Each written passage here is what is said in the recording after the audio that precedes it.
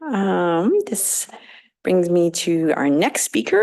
It gives me great pleasure to introduce Dr. Robin Green, who is a clinical neuropsychologist and the Saunderson Chair in Acquired Brain Injury, founder, director of the TeleRehab Center for Acquired Brain Injury, who's going to talk about the KITE TeleNeuroRehab Center for ABI. She's a professor in the Department of Psychiatry, and as I mentioned, the Saunderson Chair in ABI at UHN, and a senior scientist in cognitive neurosciences at KITE, the Toronto Rehab. She completed her PhD at Cambridge University and clinical training in neuropsychology at the University Health Network. She founded and oversees a telerehabilitation center for people in the chronic stages of acquired brain injury. Her research interests include understanding how brain injuries unfold in the chronic stages, characterizing neurodegenerative processes in moderate and severe TBI, and developing cognitive interventions to prevent neurodegeneration. Thank you.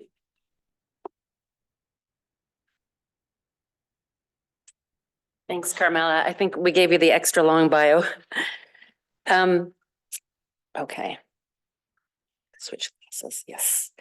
Hi, everybody. So it's my pleasure to present some findings to you, some of our cognitive interventions finding from our lab. So this is the really translational end of the work that we do in our lab, where we look at a range of different cognitive interventions in a range of patients. And I'm going to focus on our work on patients with prolonged symptoms of concussion today.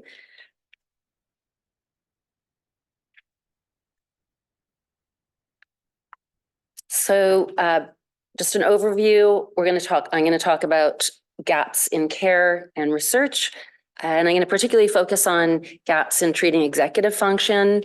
I'll focus a little bit also though and I'm going to focus on goal management training when I talk about executive functioning, but I'm also going to provide a little bit of data on cognitive behavior therapy and mindfulness for mood and mental fatigue.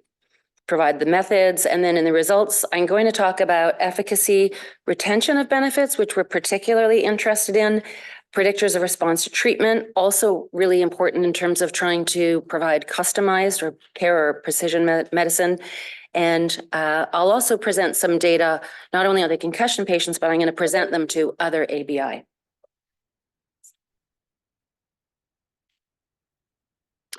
So as everyone here knows, symptoms after concussion can last months to year, with at least 10% showing persisting symptoms. It's important to flag that the recent adult track TBI study in mild TBI, with a very large sample size, longitudinal data at multiple time points, found that at 1 year, there were 42% of patients that had 4 or more symptoms. And that was double that of their orthopedic and friend controls. In that study, they found that in the later stages, cognitive symptoms predominated, and that was followed by emotional symptoms.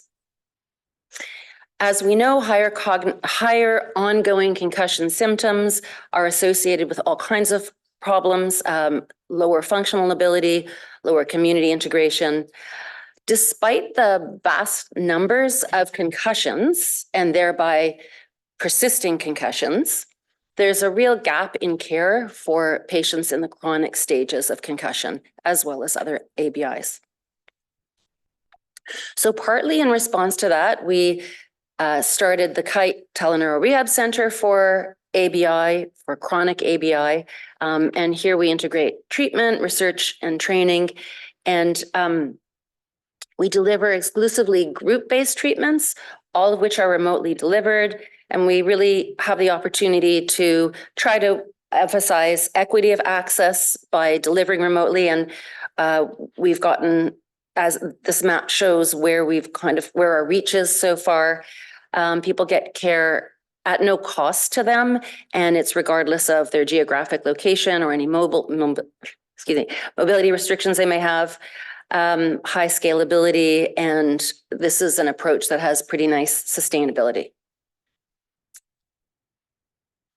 So in the center, we have a bunch of treatment modules that are available for patients with prolonged symptoms of concussion.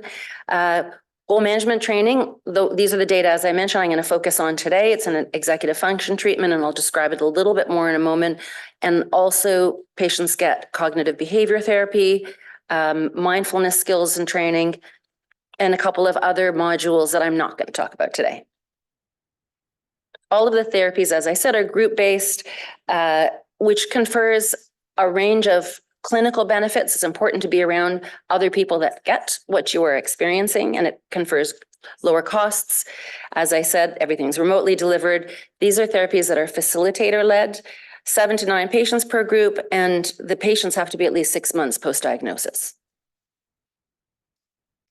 So the focus of our center research is on confirming the efficacy of the treatments that we provide, looking at gaps in treatment and studying them, and also trying to enhance impact. And I just mentioned what our focus is because you're a bit constrained in a clinical setting as to what kinds of research questions you can ask.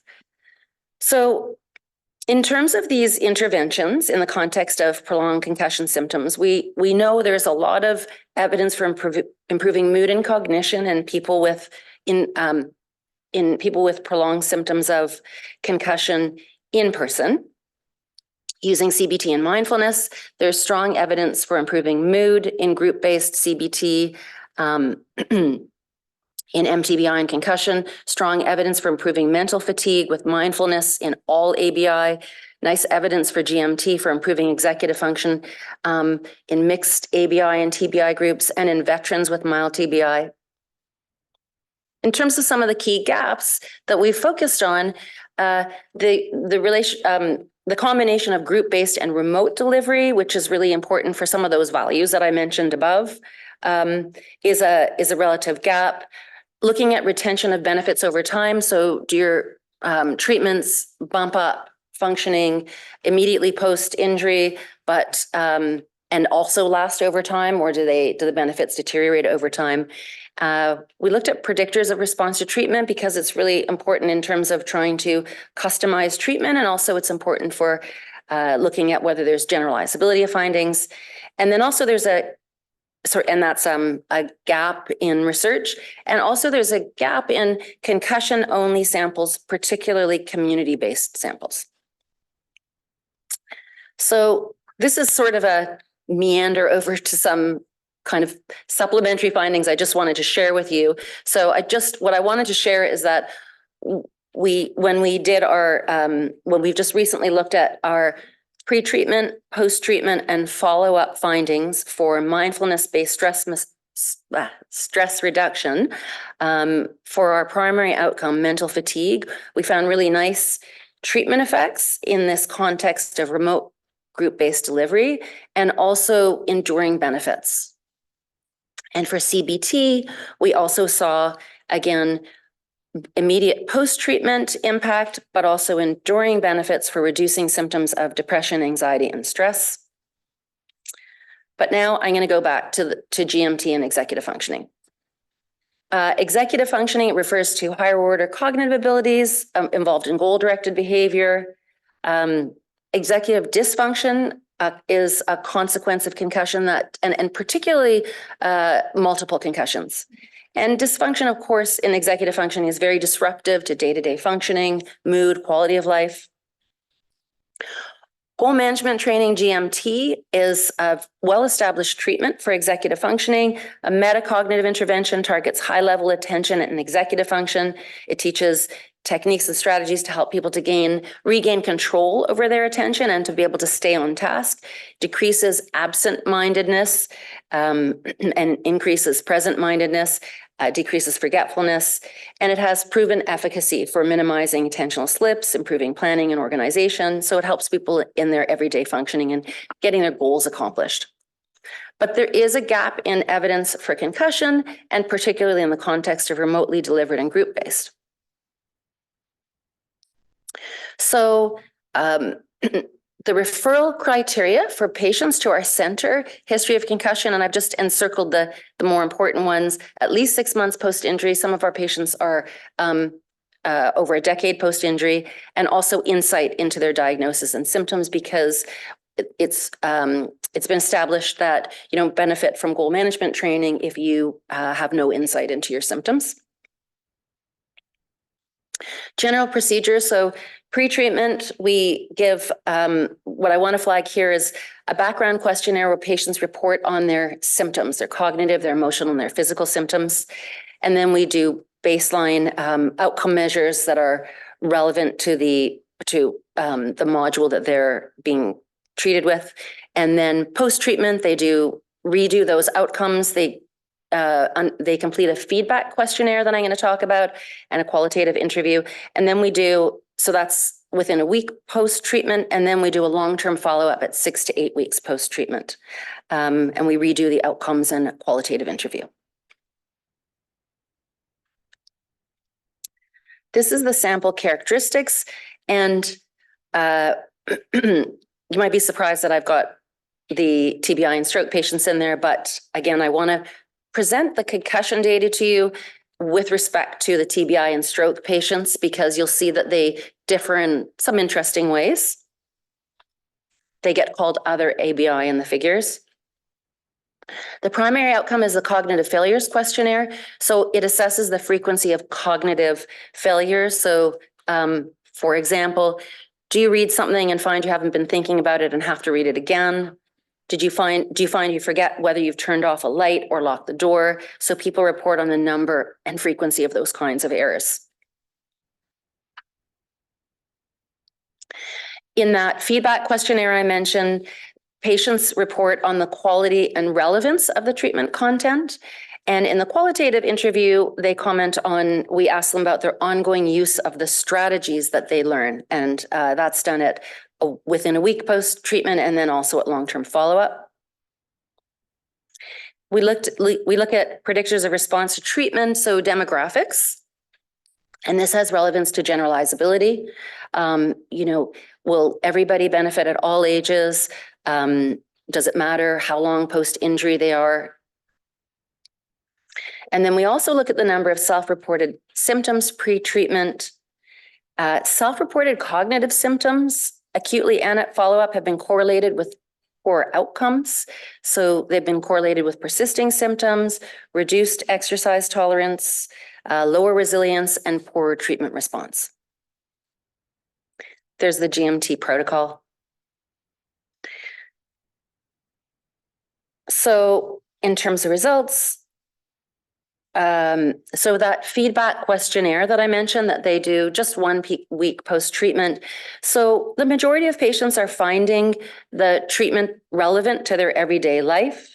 And they also noticed an improvement in their executive skills. I am just talking about the concussion patients here. I'm not talking about the other ABI. In terms of the strategy use, so they are also reporting from that qualitative interview that they are at 1 week post-injury, they are using the strategies, and at 6 to 8 weeks, they're also reporting that they're using the strategies. And then, and then in terms of the frequency, they're using them, the frequency goes down a little bit with which they are using the strategies, but they're still employing them almost up to 2 months after the end of treatment. So that's encouraging that they're reporting that.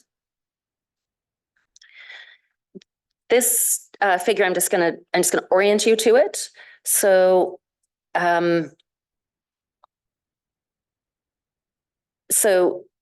sorry. So what I'm trying to show here is the results pre-treatment, post-treatment, and follow-up. And this is from linear mixed effects modeling on the cognitive failures questionnaire. So that executive functioning questionnaire, higher scores are worse. And this is concussion versus other ABI. And so where I've put the red circle is concussion, and then immediately to the right of that is the other ABI. And what you can already see there is that the concussion group is endorsing more cognitive failures than other ABI. That's at baseline, that's pre-treatment. So there's other ABI. You can also see that What's encouraging, of course, is that in our models, both groups are showing very, very robust efficacy in response to treatment, and retention of benefits over time. And we think that in terms of expectation of effects in this single group design are more probable immediately post-treatment, but we wouldn't expect to see this such strong retention on the basis of expectation effects. We do have some control data that we're actively collecting. It's not in the models yet. We don't have big enough numbers. And what I can tell you is that they're stable over time. So our concussion patients are stable when we assess them at 2 time points. So that's support for the fact that what we're seeing in terms of treatment response here is not attributable to expectations of effects or variability. And also I should remind you that these are very stable chronic patients. They're not actively recovering.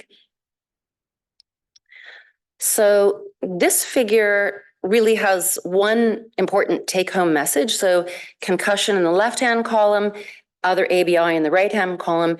And the way, what this figure is representing is there's concussion, there's other ABI, and what it's representing is high, medium, and low cognitive symptom endorsement. I'm not telling you about emotional and physical symptoms because they were not significant in the model. So the final model only has the cognitive symptoms. So the patients who before treatment are saying, are reporting a lot of cognitive symptoms, they are all showing, do I have 5 minutes left, Carmela? Okay. They are showing significant benefits of treatment, both concussion and other ABI. But what differs in the concussion group in particular is that when they have low symptom endorsement, they actually do better at long-term follow-up. So they're showing significant ongoing improvements in their use of strategy in their everyday life. And we see this sometimes, you see in different kinds of behavioral interventions, a bump in people's functioning when you look at long-term follow-up, because sometimes it can take time to internalize what you've learned and to implement it in your everyday life. But that's nice. You don't just need the support of your group or your therapist to be able to benefit from the therapies. No effect of age, time post-injury, or sex in our models. So that's a good thing. Okay, so if you were fizzling out, here's a summary of all the key findings and their preliminary findings. So we saw robust, so in this remotely delivered group-based GMT and a community sample of patients with prolonged symptoms of concussion, robust pre to post efficacy, robust retention of benefits, reported continued use of the strategies after treatment, at least out to 6 to 8 weeks. Lower symptom burden was associated with increasing benefits post-treatment. Patients with concussion showed higher endorsements of cognitive failures before treatment as compared to the other ABI. And the patients showed benefits regardless of age, education, or time post-injury. So what are some of the clinical implications? So this approach, regardless of time since concussion, age, education, sex, gender, is effective, is recommended. It's recommended regardless of a person's geographic location because it's remotely delivered. Also, whether they have mobility restrictions, which many of our patients do, and regardless of their socioeconomic status because it's at no cost to them and they don't have to find clothing to come in for an appointment. The group-based format, I just want to flag again, it's very valuable clinically for patients. There are a lot of data on that, and it's highly validating for patients, but it also helps to reduce costs. The remote delivery is important for access to care and costs, and of course, the combination of group and remote confers the lowest costs.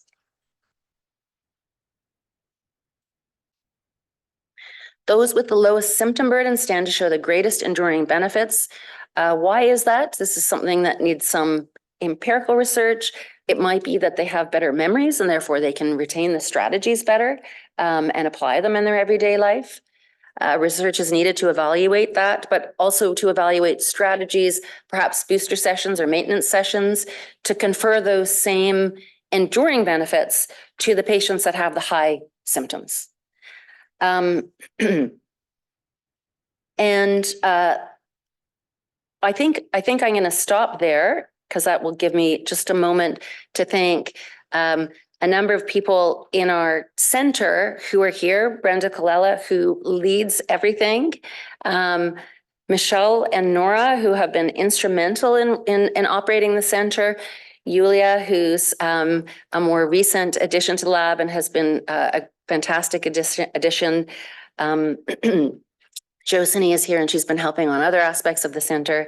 And I'll thank Charles and Carmela as well, who've been sending patients and helping us in other ways. So I guess we have time for questions. Thank you. And while some people may be coming up with questions here, there's one online who's asking who can make a referral to your program? So any clinical professional, medical, allied health, you could, they can find our lab website or the center website. I think if they just do a little bit of Googling, Okay. but they can also, can they contact you, Moshkin? Okay. And I guess the second question, are you accepting referrals? There's a theme. Yeah. Yes, we are. Okay, great. Any question? Yeah. Hi. Do you think there's any like way or value to teasing apart cognitive failure from perceived cognitive failure? And if maybe like the lowest group is also just like the most positive about how things are going to go? I think that's a great question. I think it's very possible that optimism and maybe by extension resilience are playing into these to the impact. And I guess we could look at that we could try to measure that separately. We haven't in this study measured optimism and resilience. We could use the LOT, I think, is a good measure for that. So thanks. That's a great suggestion. Thank you. Somebody else is asking, are the sessions covered by OHIP? No. And if you're really rich and want to donate, we'd be really grateful. No, sorry, that's crass. So the center is funded by grants and donor funds. So hopefully we don't run out of funds and everybody is struggling for funds. So we hope we can continue for many years to come. Yeah, we do too. I'm always practical. I'm trying to visualize this. So is this like a Zoom call with 7 or 8 people in it? Yes, Right. exactly. So, but they be geographically in the same area? No, Not necessarily. they can be right across the province and they usually are. What I didn't mention is the intake process, which is very extensive and it's actually done with a senior clinician in the lab to make sure that the groups are pretty carefully formulated. So people with common, with factors that would influence treatment response and the cohesion of the group taken into consideration. Right. So do you think there is some benefits just from the social interaction? Yeah, I do. And that's why I mentioned even those preliminary the preliminary control data, because I think they help to mitigate that interpretation. Right. And your 2 measures, your mental fatigue scale and your cognitive failure scale, are they standardized? Yeah. Yeah. Okay. And have you thought of adding anything that's a more objective measure rather than these subjective questionnaires such as CNS vital signs, which is also online and gives you measures of executive function and memory and attention? So we have used performance-based measures, but we stopped them because we were not getting highly valid data. Our patients with concussion were scoring worse often than our patients with moderate to severe TBI. Am I accurately representing? Yeah, we couldn't get a good read. So you couldn't find a standardized measure that was easy enough for them? Is that what you're saying? No, we were getting worse performance than we expected on the performance-based measures, and we concluded that there was too much noise in the data to warrant doing the neuropsych assessments. Something that we'll come not back neuropsych, to. but neurocognitive being done remotely. I'm not sure what you mean. What's the difference between neuropsych and neurocognitive? Like performance-based Well- measures of memory and attention that we were doing remotely. Everything is remote. Like a coding task. Yeah, those cognitive measures were not. We were concerned about the validity of that performance-based testing. Or a That- CPT. I mean, these that are we- validated, standardized tests. Yeah, they're great They're tests. just We saying- use a really nice alternative to the CPT called the C.E.T. It's even shorter. But again, it's not that there was error in, I don't think it's error of measurement. I think that this is a sample that is complex, and some of the patients have a need to assert their impairment, and we think maybe that's what was going on. Just So so there are validity. yeah. There are validity measures for these Yeah, tests. of course. Yeah. Anyway, I use them pre-post with Yeah. TBI. So anyway, just something to think about. Yeah. Or try thanks. again. Thank you. Yeah, I think we will try again and try to filter a little bit better those patients for whom we are more confident about that performance-based, about those measures. We're on really limited resources, so we didn't want to, we have to really rationalize what we use or what we can deliver.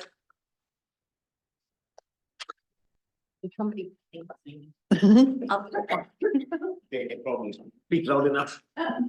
Is this an easier or a harder question than the last one? I don't know, actually. I mean, it's a similar question. Thank you, Dr. Green. My question is actually, you saw improvement in a lot of these patients, but did it actually translate into community functioning in terms of return to school, return to work, return to generally their pre-morbid functioning? Or is it just a kind of theoretical kind of improvement without necessarily a practical functioning? Yeah, so that's a great question as well. We do a lot of that in our more experimental setting in our lab. We do a lot of long-term follow-up, looking at community integration, return to work, and I've published a lot of that in moderate to severe TBI, actually. And so in the center where we're a little more constrained, we are still actually, in terms of the number of outcomes we can deliver, for a variety of reasons, we're actually just embarking on a long-term follow-up study. So we want to actually ask exactly that question to see whether what we've provided has translated over time into those kinds of changes. But we're interested in looking at that a lot more carefully. I think how the impact in the real world is really important, whether you're looking at a proxy like the community integration questionnaire or actual return to productivity. Thanks. Thanks, Dr. Green. It was a wonderful presentation. I was wondering, I'm not sure if I missed it. So was the criteria of inclusion in this group mild TBI clients, or is it accessible to all the TBI clients? So right. So I know why that's confusing. So the data that I was presenting on for this conference were just the concussion/mild TBI data, as well as separately, I presented a bit of data on the moderate to severe TBI and stroke. All of them come from the center. So to answer your question, we see in our center all acquired brain injury. So from concussion to severe, stroke, all etiologies of ABI, and we also see multiple sclerosis patients. But I don't want to sound like I'm plugging our center. But yeah. Sorry, I just have another Go quick ahead. question. Can you elaborate a bit on the strategies that you used?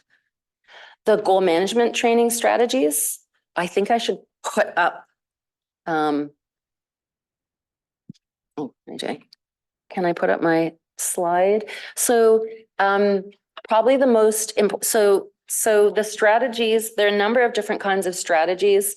There's strategies that are trying to confer greater meta awareness of a person, and probably the most important strategy is called the STOP strategy, where you try to get someone to kind of stop where they are sporadically and to take stock of where they are and try to become meta aware of what they're doing to ensure that they are where they expect to be. And the idea is you try to get that kind of automatized so that they apply that strategy in their everyday life.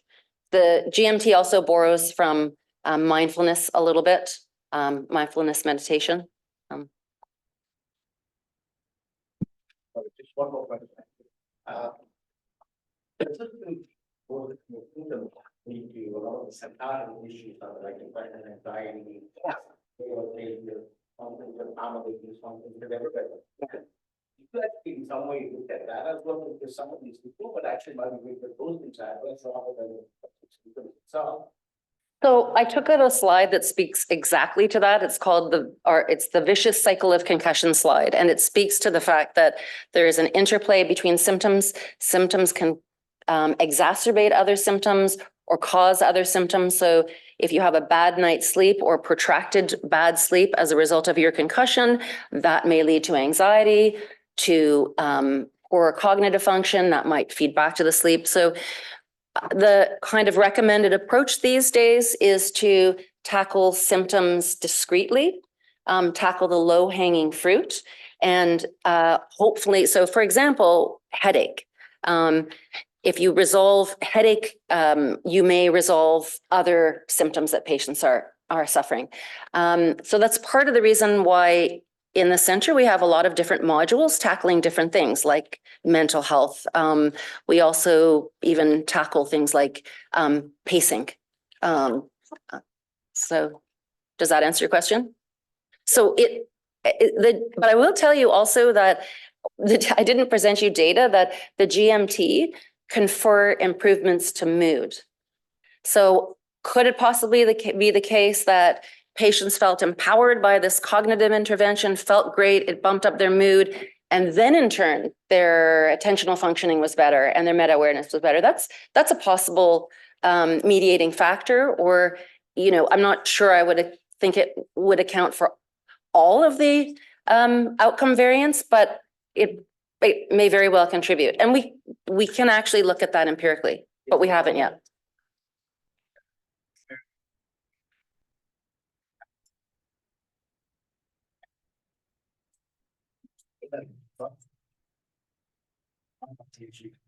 Once after the connection with what else, a lot of patients actually have mental issues even before that. And so then what I'm actually doing, and some of them because they're getting this contact, or they're getting some validation that the symptoms actually are kind of real, rather than a figment of their imagination or something.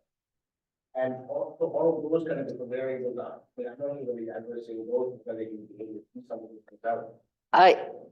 I'm worried I'm going to get the hook. I don't know if we have time for me to answer. I think you're raising all kinds of really important, interesting issues. To what is any discrete symptom attributable to? I mean, one of the things that we're doing in our interventions is trying to say to patients, you know, it's 10 years since your concussion.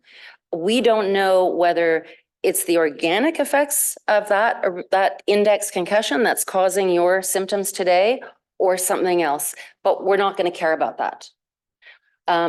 We are treating the symptom itself. So, and the other thing is that you're kind of getting at is the fact that a lot of patients overestimate their post-concussion symptoms, this thing called the good old days bias, which is really nice. A really nice study that Noah Silverberg was involved in or led, where people overestimate how they were before the concussion. And sometimes, you know, if a year or a decade has gone by, it's particularly easy to overestimate where you were. And it may be that how you're faring is normal for you. Thank you.